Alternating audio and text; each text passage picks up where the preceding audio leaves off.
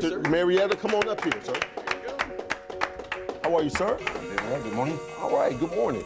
Now, what type of doctor are you? Because we talk to a lot of doctors here, and we talk to everybody from surgeons to pediatricians to some of everybody. What type of doctor are you, Dr. Richard? I specialize in internal medicine, adult care, basically age 18 to geriatric care to the deathbed. I don't treat kids, have kids of my own, I farm them out. Okay. I don't do surgery. I faint at the sight of blood. Oh, So I do adult care. So. Right.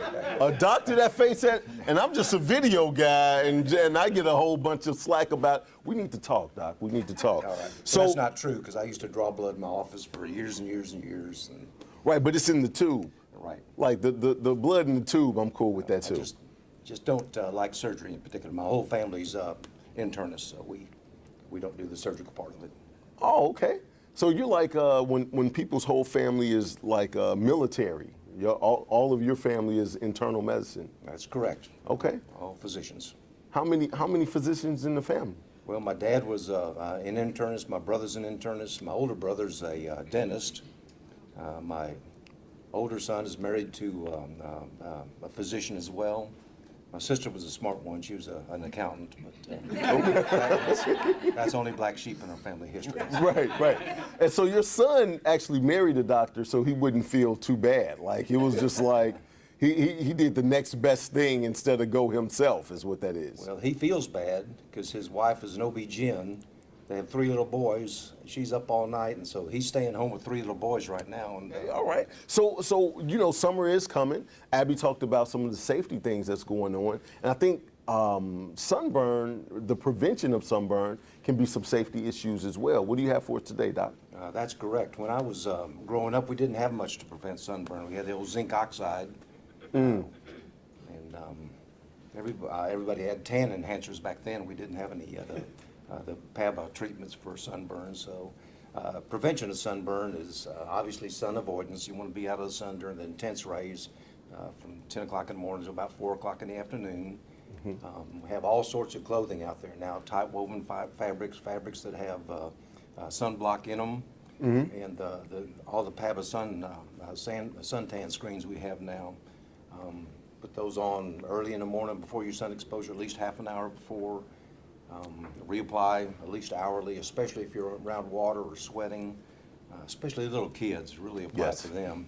I'm not overly impressed with the sun sprays because I've seen several patients with burns who just have an erratic spray pattern and don't really rub it in. I'm in favor of rubbing it in, reapplying, staying out of the sun, and tight woven clothing again, long sleeves, broad brim hat, those type of things for sunburn prevention. Okay, okay. All right, so after if for some odd reason you didn't utilize the prevention techniques, right? What could you do after you get sunburn? And is there degrees to the level of sunburn that you can have? There are 3 degrees of sunburn. Very rarely does it occur in a 3rd-degree burn. Okay. Most commonly is the 1st-degree burn, just the skin reddening and tenderness. 2nd-degree burn, has a blister formation.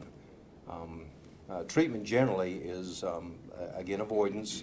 If you do have the burn, you try to cool people down. Sometimes people get back in the pool and just cool down a little bit and then under the shade. Topical solutions are good. Aloe or soy-based products, moisturizing lotions are good as long as they're not perfumed.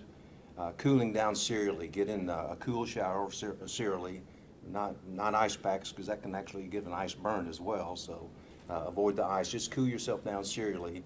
You don't need to soap up every time because soaps are astringent and can actually damage your skin as well. So we try to avoid the soaps. Some recommend the hydrocortisone ointment, 1% that you can get over the counter. Usually it's such a big area that doesn't go very far, and to reapply is probably not very efficacious. So I just use the soothing lotions, the cool bathing. If it is bad, like a significant 2nd-degree burn, you may have to see your physician. Sometimes we treat people with high-dose short-term steroids, medications by mouth for a sunburn. Rare instance, we have to refer to a dermatologist who specializes in skin care. With second-degree burns, if you do in fact have the blisters, please don't open them up. Everybody wants to pop blisters. They think they're getting the fluid out. That's a protective barrier. So if you open that up, that's an open area of skin damage that's maybe increasing your risk for getting an infection of the skin, what's called cellulitis. And cellulitis can be a pretty significant infection. It becomes systemic. We just try to, blisters are protective, just let them resolve on their own.